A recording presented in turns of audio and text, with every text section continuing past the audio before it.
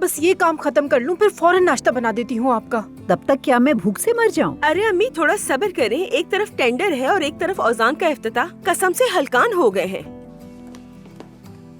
सच कहूं तो बेटा, चंद हरीफ हैं, मगर सबसे ज्यादा डर मुझे हामिद साहब की कंपनी से है। उनकी फिक्र लाख है। लेकिन बाबा, शुक्रिया सफिया बाबा, आप बिल्कुल फिक्र मत कीजिए, हमने बंदोबस्त कर लिया है। जिस आर्किटेक्ट के साथ वो काम कर रहे हैं वो आयजा की कंपनी का मुकाबला नहीं कर सकते। आप बिल्कुल बेफिक्र रहिए। बाबा, मुझ पे भरोसा है ना?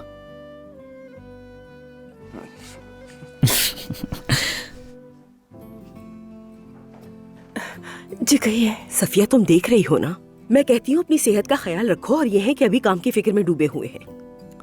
शुक्र है उमर साहब मौजूद हैं। हाँ सही कह रही हो। अच्छा खैर, अब तुम नाश्ता बनाओ, मैं कपड़े तैयार करती हूँ, जोया मेरी मदद कर देगी। जोया है कहाँ वैसे, नजर नहीं आ रही।